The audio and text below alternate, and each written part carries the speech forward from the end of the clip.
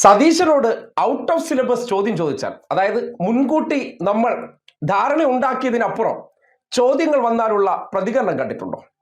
നമ്മുടെ നാട്ടിൽ ധാർഷ്ട്യവും ധിക്കാരവും അല്ലാത്ത സർവ്വസാധാരണമായിട്ടുള്ള പ്രതികരണമായിട്ട് മാധ്യമങ്ങൾ കേൾപ്പിക്കുകയും, എന്നാൽ ഇതേ ശബ്ദം എവിടെയെങ്കിലും പിണറായി വിജയൻ എടുത്താൽ ക്ഷോഭിച്ചു, പൊട്ടിത്തെറിച്ചു, ധിക്കാരം, അഹങ്കാരം എന്ന ചാപ്പ കുത്തുന്നവർ ഇന്ന് സതീശന്റെ വർഗീയ മുഖത്തെ വലിച്ചു കീറുന്ന ഒരു ചോദ്യം അദ്ദേഹത്തിന് നേരെ വന്നപ്പോഴുള്ള പ്രതികരണം ഒന്ന് കണ്ടേ. അല്ല, അങ്ങനെ പറഞ്ഞിട്ടില്ല. നിങ്ങൾ കൈരളി എഴുതിയ പച്ചക്കള്ളമാണ്. പച്ചക്കള്ളം ഞാൻ വീണ്ടും ആവർത്തിച്ച് പച്ചക്കള്ളാണ്. കൈരളി എന്തും പറയും, എന്തു വൃത്തികേടും പറയും. ആ വൃത്തികേടുകൾ പറയുന്ന കൂട്ടത്തിലാണ്. ആ ഒരു കാരണവശാലും പിൻവലി. നിങ്ങൾ അതാണ് പ്രവർത്തിക്കുന്നത്. നിങ്ങൾ എന്നെ ഭീഷണിപ്പെടുത്തൊന്നുമല്ല. ചെല്ല് പറഞ്ഞോ. വേറെ ഇത് പച്ചക്കള്ളാണ് ഈ പറഞ്ഞത്. കോടതിയിൽ പറയാത്ത കാര്യം പച്ചക്കള്ളം പ്രചരിപ്പിച്ചു. എന്ത് വൃത്തികേടും പറയും. ഒന്നുകൂടി ആവർത്തിച്ചു പറയും, എന്ത് വൃത്തികേടും പറയും.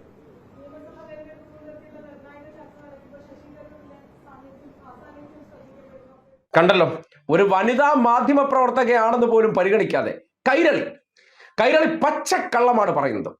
അതായത് ഞാൻ പറയുന്ന പച്ചക്കള്ളങ്ങൾക്ക് ഒരൊറ്റ ചോദ്യം പോലും തിരിച്ചു ചോദിക്കാതെ വാലും ചുരുട്ടി അനുസരണയുള്ളവരെ പോലെ ദിവസപ്പടി വാങ്ങിയിരിക്കുന്നവരാണ് യഥാർത്ഥ സത്യം പറയുന്ന മാപ്രകളാണത്രേ.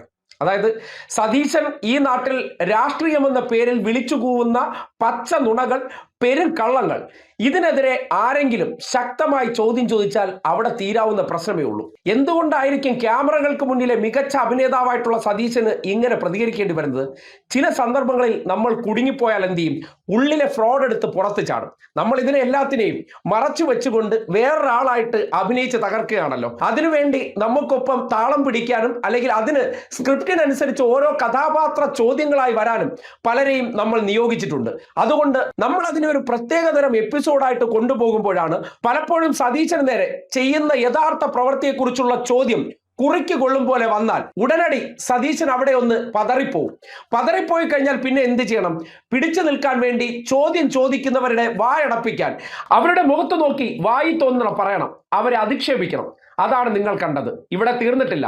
സ്വർണ്ണക്കടത്ത് കേസുമായി ബന്ധപ്പെട്ട് ജമാഅത്ത് ഇസ്ലാമിയെ കഷത്ത് വെച്ചതും ഏറ്റവും ഒടുവിൽ നിയമസഭയിൽ ചർച്ച ചെയ്യാതെ ഇറങ്ങി ഓടിയതിന്റെ അണിയറ രഹസ്യങ്ങൾ പുറത്തേക്ക് വരുമ്പോൾ പിടിവിട്ടു പോവുകയാണ് സതീശന്.